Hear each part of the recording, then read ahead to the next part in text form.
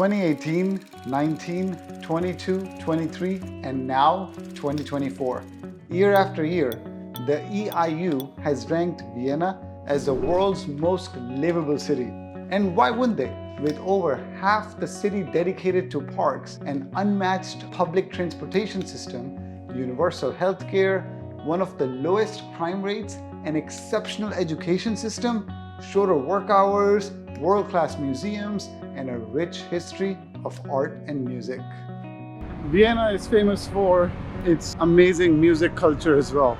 Beethoven was born here, and here's where he came up with his amazing tunes that everybody's mesmerized with. You want to know one more person, very famous, that you would have heard of? Sigmund Freud. Sigmund Freud wrote his amazing analysis about psychology right here.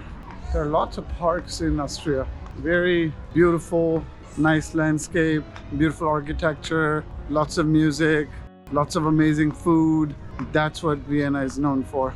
It's a city that feels almost too good to be true. But is Vienna truly as perfect as it's made out to be? Because here's the thing, beneath all the praise, behind the rankings and the awards, Vienna has its fair share of challenges. I'm not saying it's a bad city, far from it.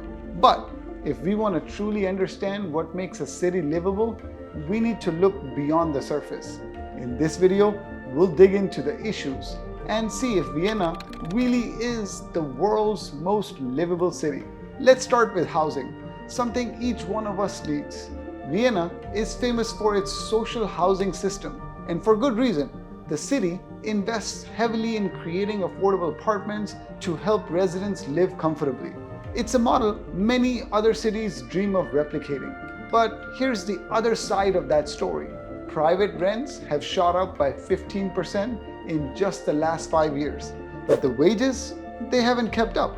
So even though the city is trying to help, many people are finding it harder and harder to afford a decent place to live. And forget about owning a home here. Only about 20% of the people in Vienna own their own homes. Compare that to EU average of 70%. And you can easily see why renting dominates the market. Sure, renting might work for some, but when prices rise faster than wages and availability start to shrink, stability flies out the window.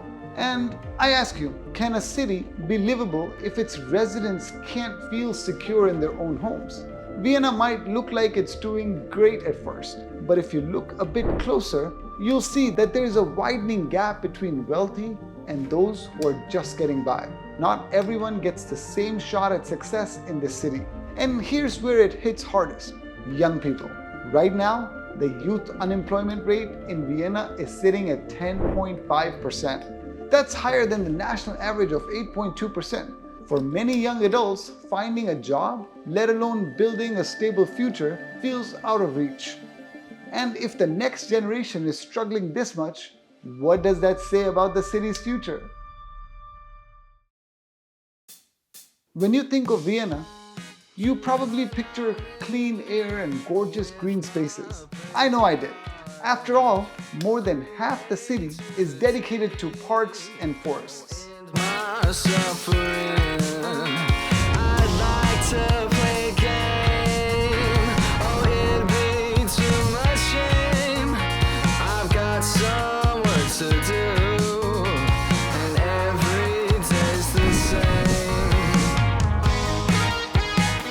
All right, everybody. What is going on?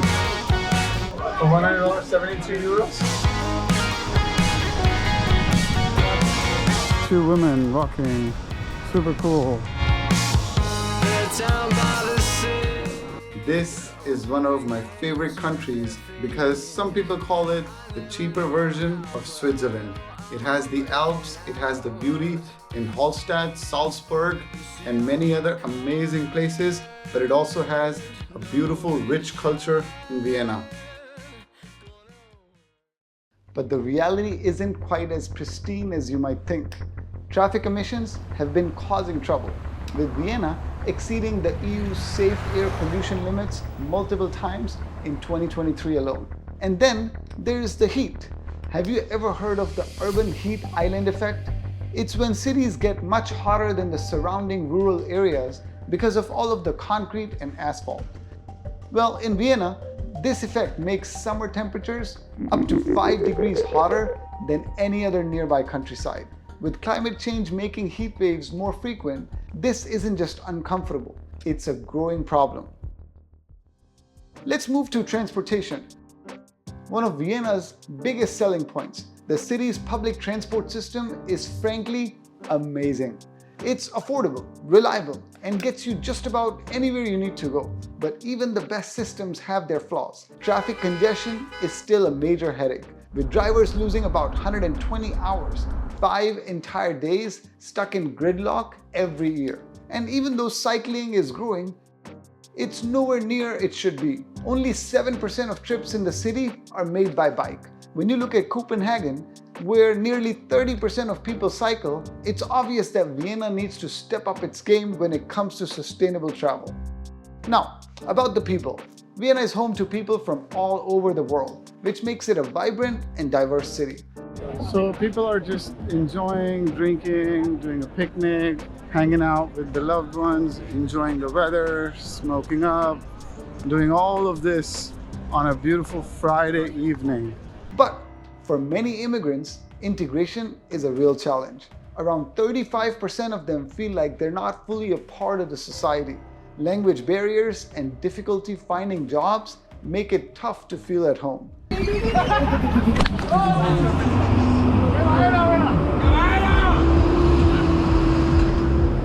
What's worse is that xenophobia, the fear or dislike of people from other cultures, has been rising. In 2023, reports of xenophobic incidents increased by 12%. In a city that prides itself on inclusivity. And look how it's super gay friendly. That's 2 women walking, super cool. This feels deeply out of place. Can a city truly be called livable when so many people feel excluded or unwelcome? Healthcare is another cornerstone of Vienna's reputation, and it's easy to see why.